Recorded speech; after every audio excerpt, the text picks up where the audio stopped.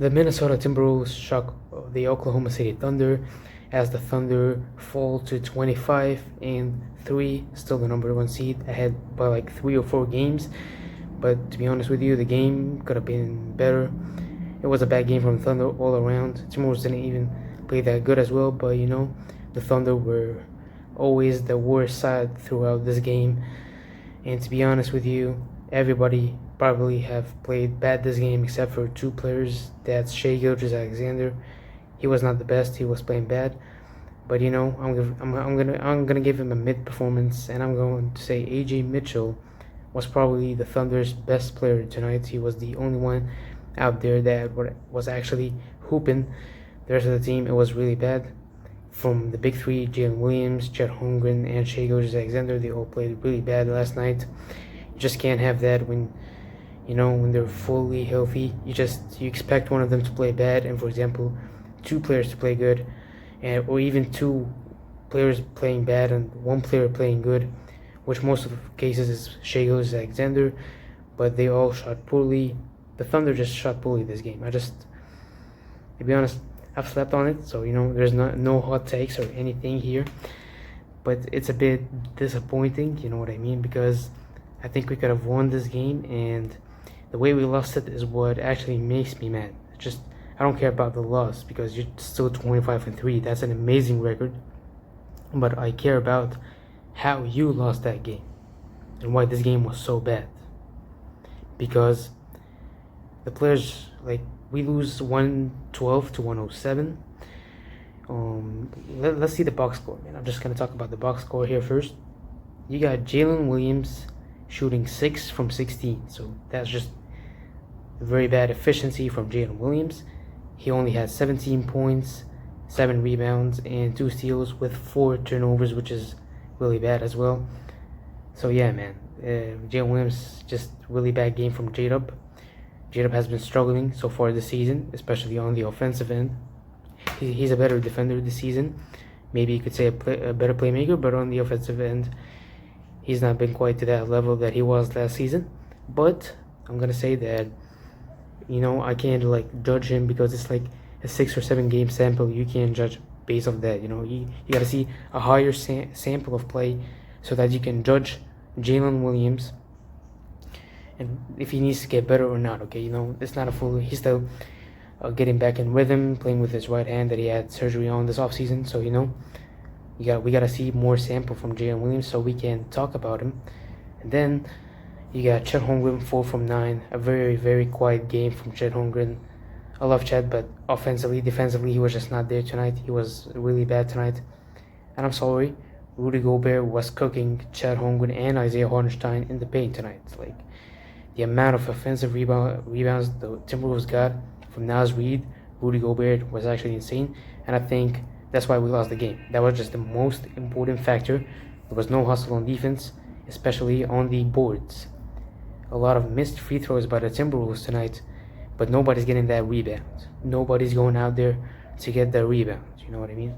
You got Lou Dort. We're gonna get right to that as well. gilgeous-alexander, 12 from 26. 14 missed shots by Shai. It's just not Shai basketball. Okay, Shai's efficient. It was a really bad game from him. He had 35 points, but it was just a bad game. Overall, it was just a bad game by the big three here. Isaiah Joe had 6 points, 3-pointers. Isaiah Joe, decent game in 12 minutes. Alex Caruso was not that good tonight, to be honest with you. Alex Caruso, Cason Wallace both of them were so disappointing today. AJ Mitchell, the only one I actually liked in this game, or at least I saw something in him in this game. He got 14 points, 5 from 10. Really good game from, not a really good game, but it's a good game from AJ Mitchell. A player who just played 64 games in his NBA career, and he has been, to be honest, efficient throughout this second season. He has been playing as the third option when Jalen Williams is out. Of course, his minutes decreased from the bench, but still playing. He's just still playing his basketball. He's aggressive. He's not taking a step back. He's not like he's still shooting the same shots he was taking when Jalen Williams was out. And that's what I want from him. Okay, I think there's just a lot of room for development. Kenneth Williams, only 5 minutes. It was just a bad game.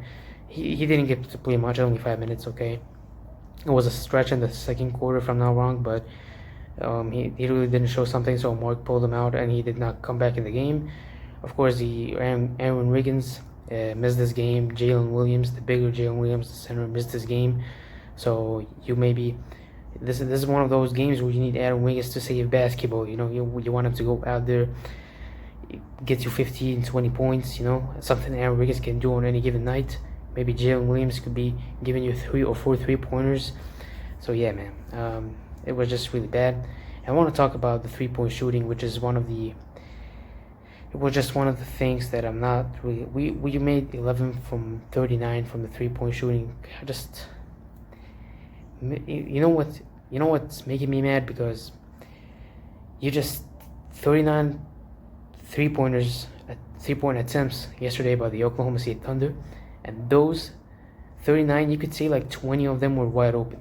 They were wide open shots, and the amount of wide open shots the Oklahoma City Thunder, we were just making so many good looks. It was just so many good looks.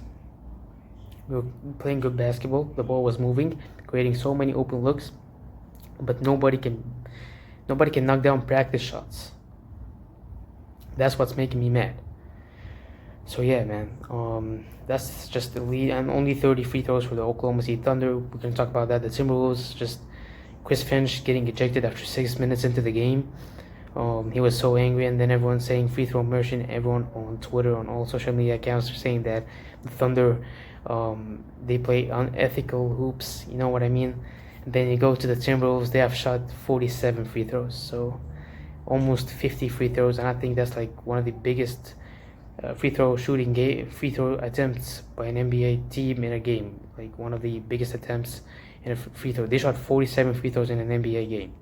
33 points came from free throws. So that's crazy. Anthony Edwards, to be honest, props to him. He played a really good game. That clutch 3, I think that was the dagger, you could say, because that was such a like, it was just good defense by Cason Wallace, but just a better shot by Anthony Edwards. He's got that clutch gene in him. He had 26 points, 9 from 20. Yeah, man, he was hooping. Rudy Gobert was cooking on the board. He had 8 rebounds, and he had 6 offensive rebounds. 6 offensive rebounds by Lou Dort is crazy. Julius Randle had a bad game, 3 from 15. McDaniels also had a bad game, 4 from. This is one of those games where you could have just easily won, because they were shooting real bad. Of course, they had one of the best players for them tonight, Bones Highland, shot 4 from 7, 4 3-pointers made by Bones Highland. Had a really good game for the Timberwolves, was so efficient for them. Yeah, man, that was about it for the box score. I want to talk about Lou Dort.